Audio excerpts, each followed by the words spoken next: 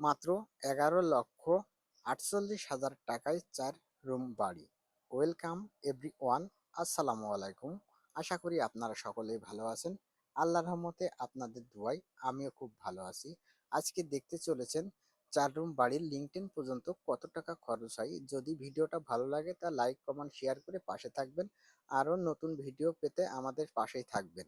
দর্শক বন্ধুরা, মাত্র 11,48,000 টাকায় 4 রুম বাড়ি, লিংটন পর্যন্ত কাজ। বিশ্বাস না হলে হিসাব দেখুন।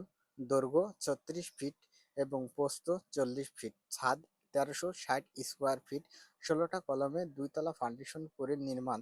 4 বেডরুম, 2টা টয়লেট, একটি কিচেন ও ডাইনিং।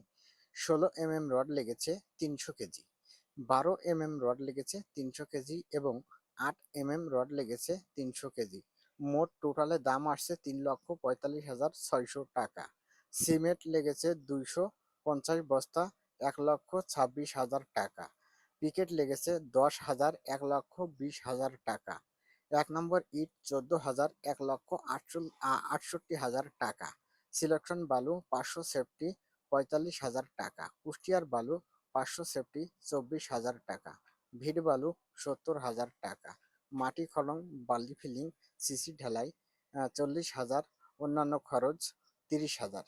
মিস্ত্রির মূল্য 1,90,000 টাকা। মোট খরচ টোটাল 1,48,000 টাকার ভিতরে আমরা এতটুকু পরিমাণ কাজটা করতে পেরেছি। যদি আপনাদের মনে ধরে কিংবা চান তাহলে কিন্তু আপনারা করতে পারেন এমন সুন্দর বাড়ি।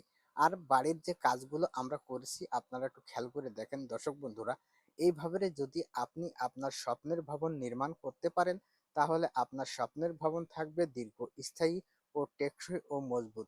যখনই আপনারা বাড়ি করবেন সবসময় একটা কথা চিন্তা করবেন যে আমরা যখন বাড়ি করতে চাই তখন বিশেষ করে একটা ইঞ্জিনিয়ার না হলে দক্ষ একটা কন্ট্রাক্টরের সাথে পরামর্শ করে নিয়ে বাড়িটা করবেন, তাহলে আপনার বাড়িটা হবে খুবই মজবুত ও পারফেক্ট।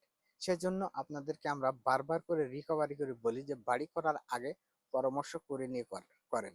অনেক মিস্ত্রি বা অনেক কন্ট্রাক্টর আছে আপনার কাজে লাগাই দিয়ে কিন্তু মজা দেখে। সেক্ষেত্রে আপনারা অবশ্যই ভালো মিস্ত্রি বা ভালো কন্ট্রাক্টরের দ্বারাই আহ, আহ, পরামর্শ করে নিয়ে তারপরে বাড়িটা করতে পারেন। তাহলে আপনার বাড়িটা যেমন হবে মজবুত তেমনি থাকবে পারফেক্ট ও দীর্ঘস্থায়ী। দর্শক, এখানে যে কাজগুলো করা হয়েছে সে কাজগুলো খুবই চমৎকার ভাবে যে গাঁথনির কাজগুলো করতেছি আমরা, সেই গাঁথনির কাজগুলো দেখেন কত সুন্দর পারফেক্ট ও সুন্দর ফিনিশিং এসেছে এই কাজে।